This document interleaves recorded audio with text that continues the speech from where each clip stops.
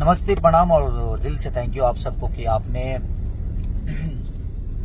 ओढ़नी जब से बांधे लगू दिल दीवाना जो मेरा गाना है टी सीरीज से आया है, तो आप लोगों ने बहुत सारा प्यार दिया। हमारे आर्या जी ने म्यूजिक दिया है और हमारे पवन बाबा ने उस गाने को लिखा है। और टी सीरीज की पूरी टीम को मेरे तरफ से दिल से थैंक यू। हमारे राइटर, हमारे को एक्टर, हमारे कंपनी मालिक से लेकर हमारे जितने भी उससे गाने से जुड़े हुए लोग हैं, सबको दिल से प्रणाम किया आप लोगों ने। और सबसे ज्यादा प्रणाम आप सब जनता को, जो आपने तुरंत उसको 10 मिलियन किया। तो थैंक यू सो मच आप सबका। ऐसे उसको प्यार और आशीर्वाद देते रहिए। Love you. प्रणाम, नमस्कार। हम पवन पांडव सबके गोड़ छुके गोड़ लगता नहीं और आप सबके दिल से नमस्कार बा।